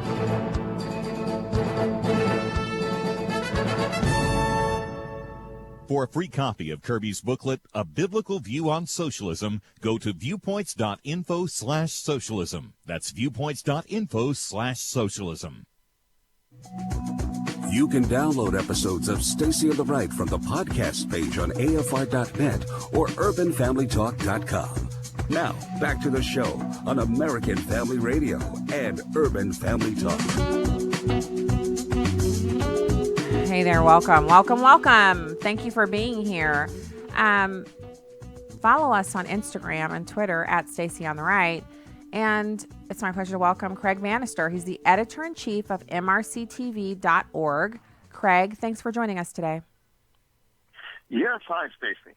Hey, so you have your analysis on the top front runners for the Democratic nomination for president. And you have the 5 candidates: Senator Elizabeth Warren, Cory Booker, Sanders, Harris, and former Congressman Francis O'Rourke. I don't call him Beto. I think that's silly. So they're planning to thwart fossil fuel production and take on, quote unquote, the system. Is this nonsense or what?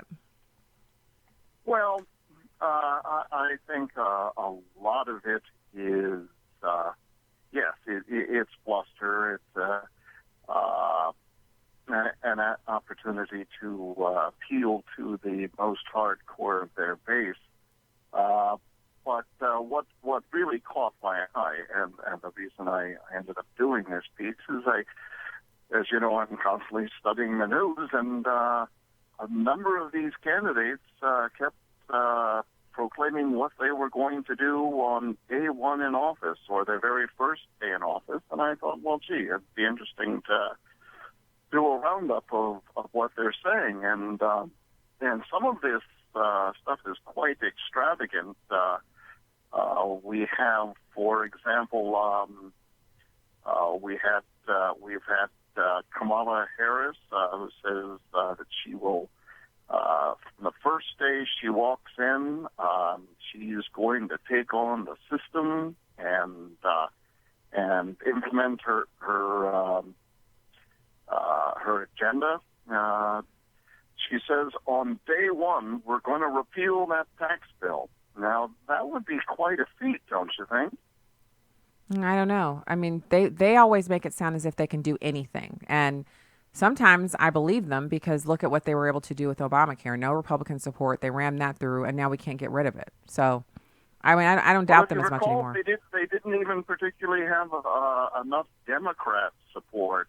If you remember, Bart Stupak led a coalition of Democrats who were against the bill on the basis of being pro-life and religious freedom and religious rights. And I don't know quite what happened. Representative Stupak, I guess, got taken into a back room and convinced that to change his mind and go with it. So, yeah, that particular law is extremely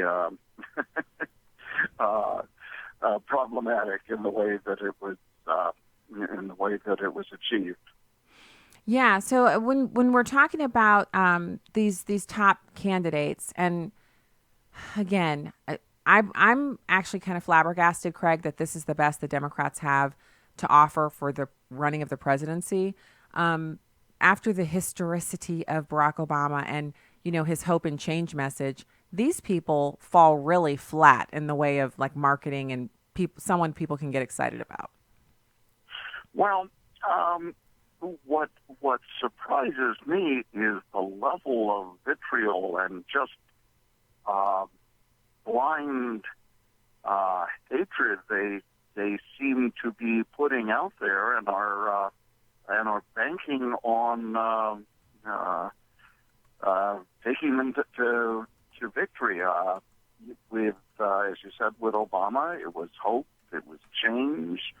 At least during the campaign. But in this case, a lot of these candidates you see out here are just calling for the heads of their opponents, and it's not the same message that Obama was presenting to voters. No, it isn't. And so we can kind of run down them one by one. Elizabeth Warren. She was at one point considered to be a major front runner, and now she has really, she's not doing so well. in the scheme of things of when you look at candidates and the kind of messaging that they're able to achieve. In her door knocking efforts, people have said they're surprised by how much she's like their next door neighbor. But I don't have any next door neighbors I think should be the president. So that's not exactly a glowing endorsement. And as you know, one of the first things she wants to do, as she says, on the first day of a Warren administration, she'll cut off all new fossil fuel leases and drilling offshore and on public lands. So basically, she's going to try and put a stranglehold on America's energy. Idiotic. Which seems, I'm not sure if that's how that message plays with anyone except the most hardcore base. I guess we will find out. She's been on quite a rant lately about a number of things, including that I guess you saw she was invited to participate in a Fox News event. Yeah. And her response was, Fox News balances a mix of bigotry, racism, and outright lies. And she goes on to call them more names and a hate-for-profit racket. And you'd think that if you were running for president and trying to appeal to independent voters, moderate voters, a simple no thank you might have sufficed. Well, and again, no one has learned the lessons of our House coat wearer in chief, Hillary Clinton. She said that fully one half of Americans were deplorables, a basket of deplorables, meaning many, many types of deplorable things. And that was, in my opinion, part of the reason why she suffered a defeat. It wasn't just her lack of campaigning in Rust Belt states. It was that statement that shaved off support in enough states to tip the balance in favor of President Trump, who he outworked her, he outcampaigned her. He was much more common sense than she was. He provided a lot of levity to the race. But in the end, her own statements hurt her perhaps just as much as his attack statements might have hurt her. And so the lesson that should have been learned there for Democrats is, as much as you may hate one half of the country, you need at least some of that one half to vote for you so you can get over 50%. So in order to do that, you can't call them names. And what she's saying is, if you watch Fox News, you're a bigot, you're a racist, and you're not worth her spending time trying to court your vote. And Americans who watch Fox News should just give her what she's asked you for. She's asked for nothing, give her nothing. No votes. Well, and if you've been reading CNSnews.com today, you'll see one of the pieces that I posted about Senator, is it Kamala Harris? Mm-hmm. Kamala Harris.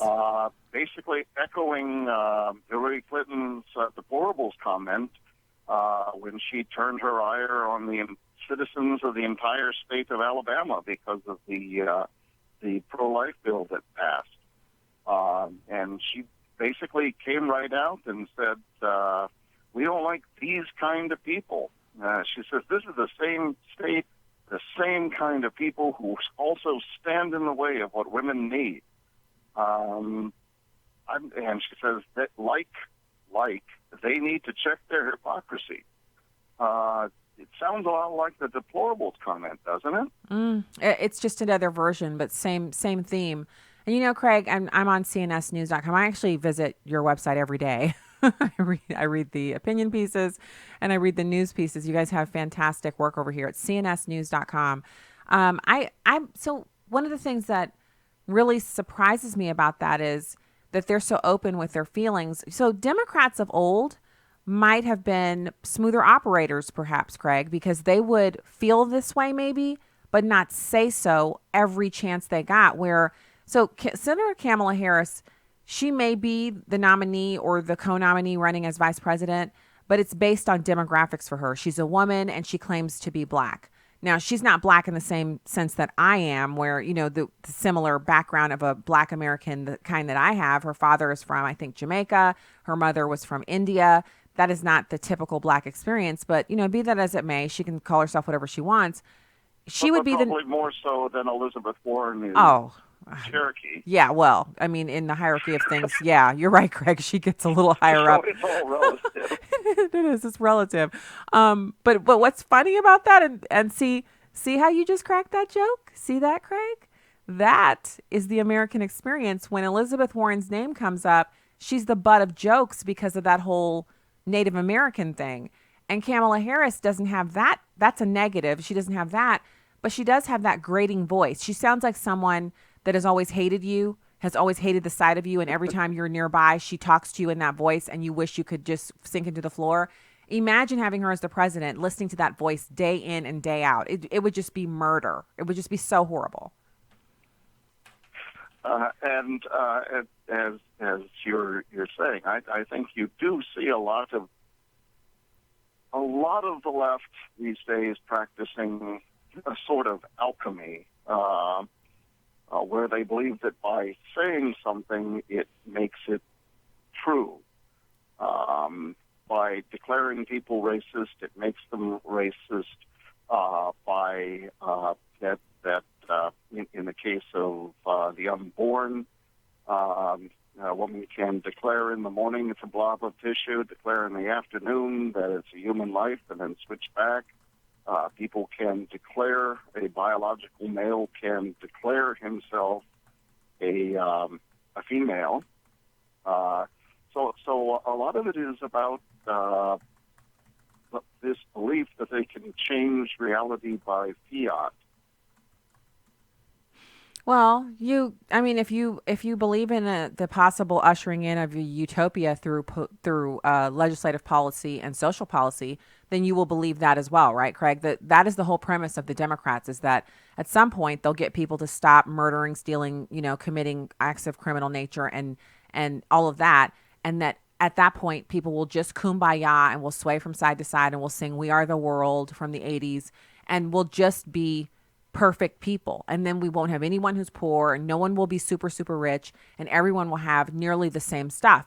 And that utopia only comes from them passing policies, whether they work or not, whether they actually yield results or not. We just have to let them pass the policies they want to pass and do the things that they want to do in order to usher in the utopia. Now, you and I as adults with brains that work know this can never, ever be. But that is what they've always been about, and it's what they always will be about: failed policies and these beautiful unicorn rainbow housecoat ideas. Well, and the argument is always, well, we just haven't had the right people trying to implement it. And as a number of authors have noted, the socialist utopianism always eventually deteriorates to totalitarianism, because I am personally I am a religious person, as am I. But even for someone who isn't, I think it should be fairly obvious that in a society without God, which when you create government and government takes that role, you need an infinite number of laws to either prohibit or compel every conceivable type of human behavior. And it's impossible. It is. Because instead of society being guided by a common sense of set of values or ethics or morals or what have you, the only thing that is wrong is that which is illegal, and the only way people will do what the government wants them to do is through the threat of force. Mm-hmm. Instead of being propelled to right actions by a sense of morality, it's a personal responsibility.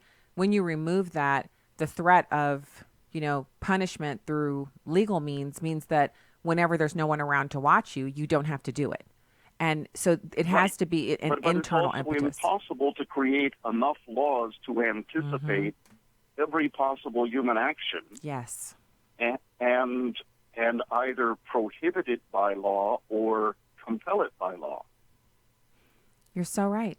But this is not something that's being taught anymore. And sometimes when you hear it expressed, like you're talking about it now, it strikes me that you would never hear a conversation like this on CNN or MSNBC, because the whole premise that we really need to take the responsibility onto ourselves to be moral people and to, I've met people who are atheists who they've never committed a crime. They're very moral people. And they'll tell me, I'm not a faith person, Stacy, but I do believe, it's wrong to kill, it's wrong to steal. And I do have a moral center. And I really, my heart goes out to those people, because their level of self-control is obviously one that is yielding them some results in that. But for most of us, and this is humanity, this is my belief as a Christian, we need a savior. Otherwise, we're depraved, indifferent, and completely, unredeemable, irredeemable people. And so it is that moral center, and it's something that grows. It's not like you're born and you take a couple of classes, at 3 or 4 years old, and then you're good to go. It's a continual quest to try to learn more about our faith and our religious practice as Christians, to become closer to God, to increase the strength that we have over our flesh in its depraved condition. People need to know that. And I'm really glad that you brought it up in our interview today. And I thank you for coming on and joining us and spending some time with us. Craig Bannister, Editor-in-Chief of MRCTV.org. Thank you. Thanks a lot. All right. Talk to you again soon. I'm Stacy Washington. We'll be right back.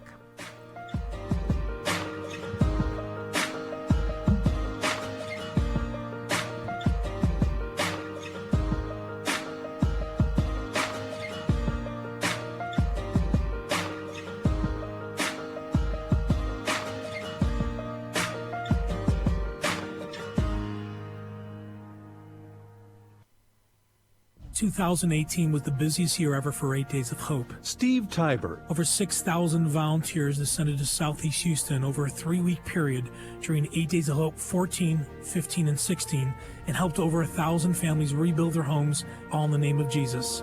Also, Hurricane Florence hit North Carolina. We had volunteers, leaders, and equipment in New Bern, Fayetteville, and Wilmington. And then, of course, Hurricane Michael striking the Panhandle of Florida. We were in Panama City Beach for 5 weeks, loving and serving families who had nowhere to turn. 2019 could even be busier, as we plan to go back to some of these same communities to be a glimpse of who Jesus is by using the gifts he's given us to bless those who are looking for a glimmer of hope. Go to 8daysofhope.com, submit your email address, and we'll notify you of our plans in 2019. American Family Association is pleased to partner with 8 Days of Hope, and you can too. Learn more at 8daysofhope.com. Be the hands and feet of Jesus. There's a particular reason why there is a Back to God radio show. It was about 4 years ago, God called me out of the pulpit and said, Dexter, I need you to go tell my people it's time for them to get back to God, back to my morals, back to my values. This is the thing that you're supposed to do simply because you belong to the Most High God. It's the least that you could do for a God that loves you the way that he does. Time to get back to God. Weekday afternoons at 4 Central on Urban Family Talk. Tomorrow, Congress will be voting on the Equality Act, legislation that will destroy religious liberty in America. It's urgent you call your congressman. Call the U.S. Capitol, ask for your representative's office, and leave a message urging your representative to vote no. The Equality Act would essentially nationalize Target's dangerous bathroom policy. Call 202-225-3121. That's 202-225-3121. And urge your representative to vote no on the Equality Act.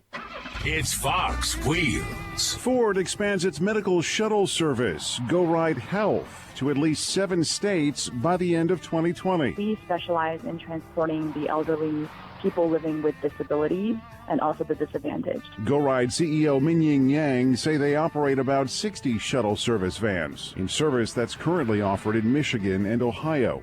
A teenager in Emporia, Kansas, issued a ticket after driving around a barrier, and her car was swept away from floodwaters. Rescue crews managed to find her in the middle of the night on top of her car's roof. She's safe and now understands that barricades around flooding are there for a reason. NASCAR will pause the Coca-Cola 600 in the middle of the race on Memorial Day weekend for a moment of remembrance. The 30-second break will take place at the completion of Stage 2, when the cars will park in pit lane and be joined by their crew members. Jeff Manasso, Fox News. This is Stacy on the Right with Stacy Washington on American Family Radio and Urban Family Talk. Understand what the Democrat chairmen are doing, Lou. You got Richard Neal, chairman of the Ways and Means Committee, going after the president's tax returns for the past several years. You've got Maxine Waters and Chairman Cummings going after 10 years of the president's business records based on the testimony of Michael Cohen, who went to prison last week, and he went to prison for lying to Congress. And then you have Chairman Nadler, who is telling the Attorney General, comply with our subpoena, and if he would comply with that subpoena, he would be breaking the law. So this is how crazy the Democrats have gotten and the coordinated effort they have in attacking the President of the United States. Hey, welcome back. Thanks for being here today. We have so much awesome to cram into this last segment here of today's program. And I just want to reiterate, mrctv.org, that was our last guest. He was really great. It was great to talk to Craig and catch up with him and kind of get his analysis on what's going on with these presidential candidates. So, yeah, that was Representative Jim Jordan talking about the coordinated attacks against the President of the United States and how this is extrajudicial activity. It's illegal. It's not what our government was set up for. If President Obama was still in office, he'd say, "This is not who we are." And in that case, he'd be right. Okay, so Representative Jordan has actually made a demand. There are some memos that have been executed, if you will, and they're between Maxine Waters and some of her cohorts in the Democratic Party and some senators, some House members. They're memorandums of understanding, and they help to guide the activities of these members. And Representative Jim Jordan wants those to be produced so that the American people can see what's in them, so we can understand why all of this came to be. I tend to agree with him. He's absolutely right about this. It's number 2. Maxine Waters, Chairman Waters has, we think, a memorandum of understanding with Chairman Schiff. We know that Chairman Cummings has one with Chairman Waters as well. He entered into that without telling the committee, didn't tell me, didn't tell the Republicans on the committee. My guess is he probably didn't even tell the Democrats on the committee. We want that information public so the American people can see, again, when you put it in writing, the coordinated effort amongst the chairmen to systematically go after the President of the United States, the guy that we all elected president. That's what we want made public. So the courts talked about it yesterday in the court case about the president's business records. We think the American people should be able to see that memorandum of understanding. Wow. So we sent a letter to Chairman Cummings today saying release that information. And we want to see it released. Now, I don't know. He doesn't say anything about the power to force them to release the information. That would come from Americans basically burning down phone lines, calling their legislators' offices at home, saying, you don't have the right to keep this secret.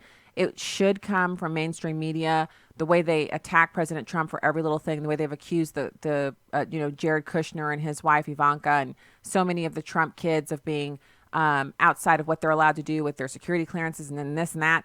What would be awesome is if we could just get the media to give some scrutiny to the Democrats.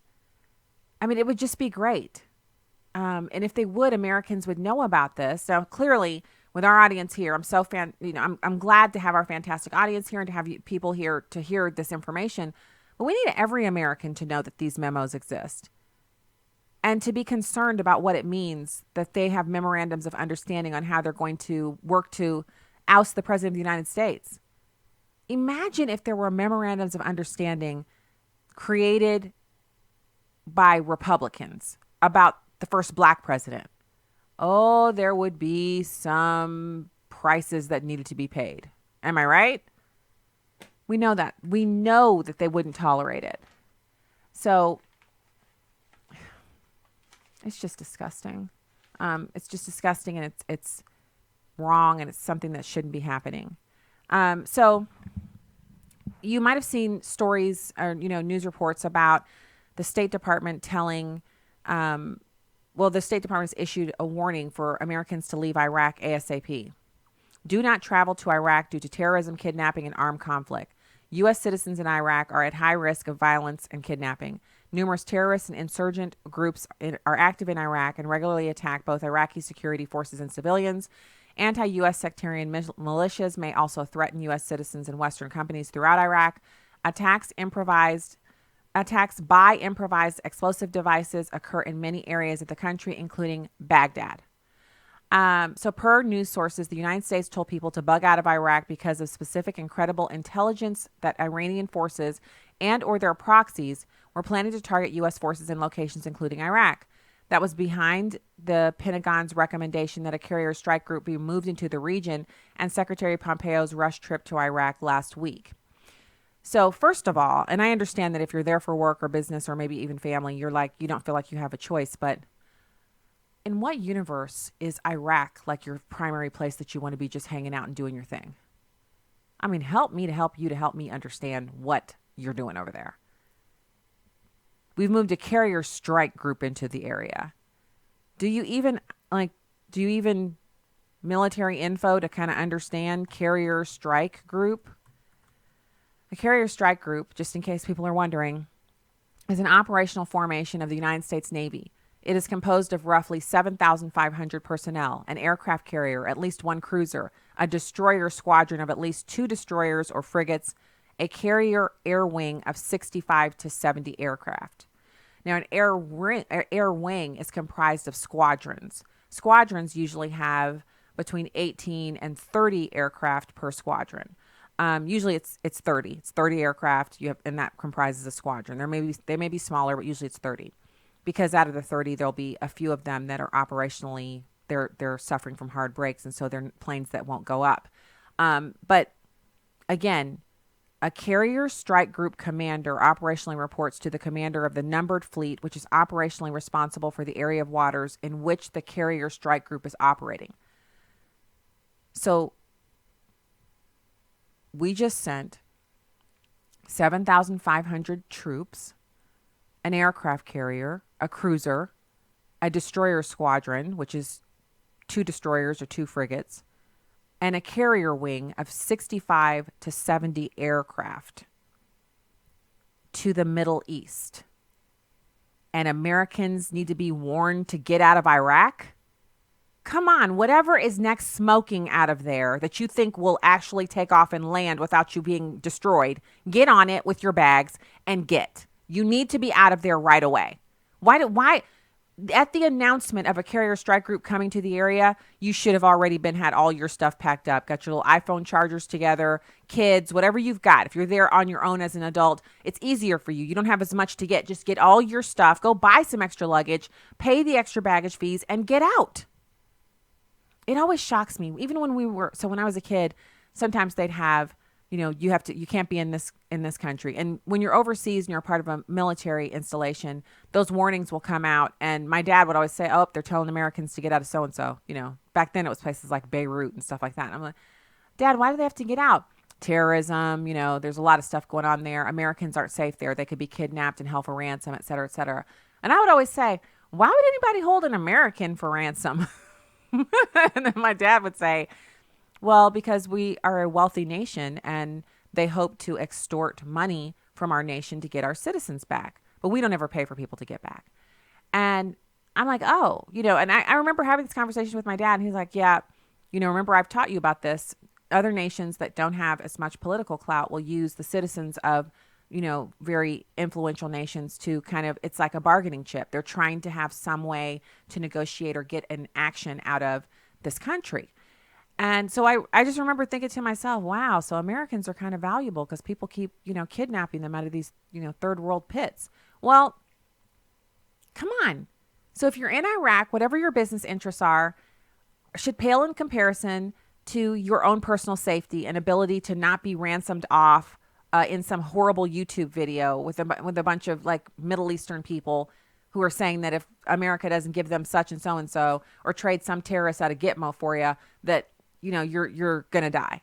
Just come home. Or better yet, you don't have to come back to America. The State Department is simply saying, get out of Iraq. That's so simple, so easy. Just do it. Don't wait. Do it now. All right. After that tirade, and that's just the mom and me saying, why would you even put yourself in jeopardy? Why would you even place yourself in a position where you might hurt. You might be kidnapped. You might be hurt. So remember we've talked about Huawei, that Chinese owned, it's a subsidiary of the Communist Chinese government. And they've been doing business in Western nations because their 5G software contains, well, it's surveillance stuff, spy stuff. And what happens is if you use it, you give the Chi-Coms an ability to kind of insert themselves into whatever infrastructure you're using this 5G system for. It's fantastic for the Chinese, but it's horrible for Western nations. So the United States, under Pompeo's direction as Secretary of State, has been really kind of pushing back against European nations capitulating to China and using this. The latest U.S. broadside against Huawei that puts the Chinese firm on an exports blacklist threatens to rattle the global tech chip supply chain. Linked closely to $105 billion in business of the world's top supplier of telecoms network equipment. So the Trump administration has said it would add Huawei Technologies and 70 affiliates to its entity list. Now, the entity list is a move that will likely ban the firm from acquiring U.S. components and technology without government approval, adding yet another incendiary element to the U.S.-China trade war. The ban is not yet effective. A similar U.S. ban on China's ZTE Corp had almost crippled business for the smaller Huawei rival last year before the curb was lifted. Sanctions on Huawei are, however, likely to have ramifications beyond the company itself. So the sanctions on Huawei would disrupt their business at a minimum and all but put it out of business in an extreme because its U.S. suppliers would also be hit. Out of $70 billion in U.S. dollars that Huawei spent for component procurement in 2018, some $11 billion went to U.S. firms including Qualcomm, Intel Corp, Micron Technology Inc., and they could see that revenue disappear. This is going to be messy, which that's a quote from a Chinese-based source at a U.S. tech company. It will be tough for Huawei, too, because none of its U.S. suppliers can be replaced by Chinese ones, at least not in the next few years. By the time they're able to replace their American suppliers with Chinese ones, the company would already be dead. So this is like a kill shot from the president to Huawei. And I think they went around trying to be nice about it, just talking to the Europeans and everyone else who was planning on standing up these 5G networks with all of this spy capability. They told our allies, we won't be able to communicate with you on these networks if you use Huawei as your platform. And they were like, yeah, but it's cheap and it's good and it's time and we want it. And so now we're going for the actual source of the issue. We're going straight for them. Revenue for the company, which is also the world's second biggest maker of smartphones, touched 721 billion yen, which is 105 billion last year. That's 8 times ZTE's and half the annual sales of South Korea's Samsung Electronics. What's funny about this is it makes me wonder, and I'm sure there's articles out there I could verify, not right now on the show, but last 2 minutes of the show here. I'm willing to bet hard American greenbacks, good ones, like actual currency, that part of the dominance of Huawei comes from their stealing intellectual property from American phone makers who have their factories located in China. Without our factories in China making phones and sharing the intellectual property, Huawei wouldn't even be a thing. But it is a thing because previous presidents have allowed the intellectual property theft. Companies have allowed the intellectual property theft so that they could get the cheaply made items into the U.S. market and keep prices for phones for us down below, $500 at one point, now below $1,000, and keep Americans, really every one of us having a phone, every man, woman, and child, even the little 2-year-olds have phones and iPads. If the phones were priced competitively and they'd been manufactured in the United States, you might have one phone per household, maybe 2. Every person wouldn't have one. So the sacrifice, intellectual property. The result, you have this company that competes with ours using our own stuff. So Huawei has come under pressure over the past year, given the mounting international scrutiny led by U.S. allegations that its equipment could be used by Beijing for spying. Now, the company Huawei says that is unfounded. that that's not true. A range of Asian and European suppliers could also be hurt if Huawei is forced to curb production. Telecom carriers that rely on Huawei have largely resisted U.S. calls to bar the company, would be left scrambling just as countries race to roll out the next generation 5G mobile networks. Hey, if you want to play with the dirty dogs, don't get mad when you get hit by the hose to clean everything up. I don't feel for them. Sorry, I don't. All right, that is the show. Man, what a great day. God bless from the Heartland. Have a fantastic evening. And more Stacy on the right here on American Family Radio and Urban Family Talk tomorrow.